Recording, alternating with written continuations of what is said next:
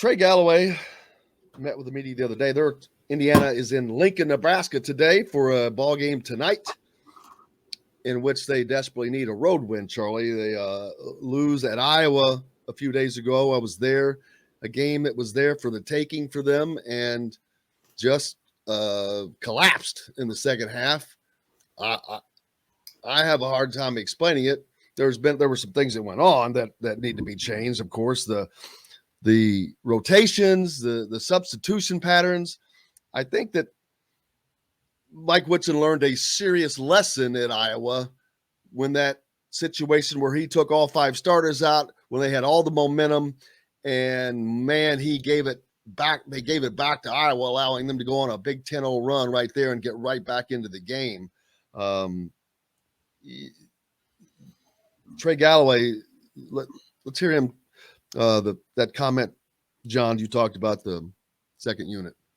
Yeah, we just, like Coach said, we got to be able to come in and provide a certain boost to the team, especially on the road. We got to find ways to come in and make plays and either contain the lead or extend the lead. So I think that's one thing that the second unit has to focus on, is be able to come in and bring great energy, and just play hard from the get-go. So. And while that's true, there's no way that you're going to be able to bring five guys off the bench at the same time. No, not if you're not used to doing that. You're not that, and the game is the wrong place to explore that. That's the wrong, especially on the road for me. And that's just tough. Again, like you said, it's a learning lesson. I think it's going to be a learning lesson. It's a tale of two teams. It's the second half. The dive on the floor from Iowa, they needed a spark. We turned the ball over the very first play of the second half. And all of a sudden, it goes downhill. You gain no momentum. And those just things you just can't. Again, at 45, Jim, this is really easy to see. I don't know if they're playing. It's just me. You asked Charlie at 20, are you playing hard every play? Yeah, man, I'm busting my butt. I'm going after it. No. You just came out of the locker room. You're not ready to play. They went right at you. You know what? And this happens to be a trend I'm seeing. All of a sudden, they're mucking it up. I think twice, if I'm not mistaken, I saw two possessions where Iowa got like 3+ rebounds. Miss shot, tip, miss shot, tip, miss shot, tip, make shot.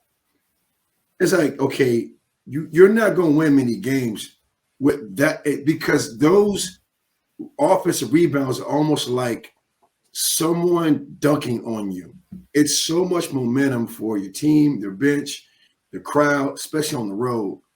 And it gets so loud that now you can't focus. What you used to have momentum on, you no longer have. Even though you were up, it feels like you're down. That's kind of what I see take over with this group in the second halves. Yeah, a lot of the second half guys are guys that obviously don't have a lot of experience. Guys, yeah. But also, I don't think this team can ever not have Trace or Race on the floor, ever. Yeah. Not right now, not with what the personnel they have. Now, if this was 2 years later and Logan Duncombe was a second-year player, maybe you could have him and Durr out there for a few minutes, but not very long, because Michael Durr is just right now. I see him as someone that can give a few minutes.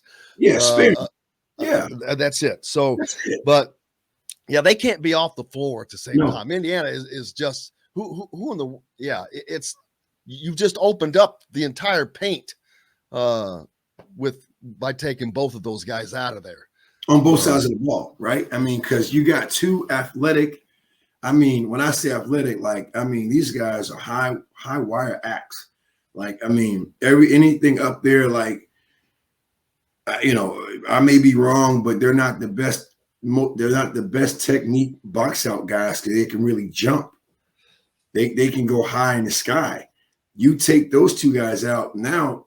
It's a free for all, attacking the basket, keeping again tip balls alive when we're on defense. It throws off your opportunities. Now a missed shot is a really good shot for your opposing team, as opposed to when those two are in the game. A missed shot, they got a good chance to come up with that basketball. So yeah, and like I said, Michael Durr is more of a sparing guy through 2, 3, 4 minutes.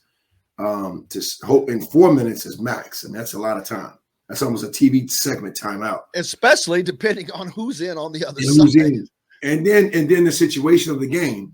Where are you momentum wise, right? But this is one of those unnecessary evils because you gotta get him used to those minutes. Unfortunately, it just bit us in the butt. Right now, if I asked you who was the only undefeated team in the Big Ten at 6-0, who would you guess that is? If you don't know, I'm gonna go with a wild card. Northwestern. No, but it's you're in the same state, Illinois. Illinois, okay, dang it, Illinois. I mean, it's not that it's a shock, but a little bit of a surprise because they lost. They had some losses of some key talent. You still have the man-child in the middle. Yeah, dude. But they're 6-0, 13-3 overall. They've won 6 straight. They win at home. They're 8-1. They're 3-1 on the road. Wisconsin sitting right there at 5-1, and that one's still gonna gnaw at Hoosier fans all year long. They're 14-2 on the season. Oh, that one's just gonna hurt. That was the game. That was the one. You win that game, I think you have a different attitude. Exactly. You have that Iowa loss it stings, but it's not the sting that it has right now. But it goes back to again the lingering effects of the letdown, and now you got to realize that becomes locker room fodder for not only players but coaches. Give you a reminder, hey man, this is a great first half team. Second half, we're gonna take it to them.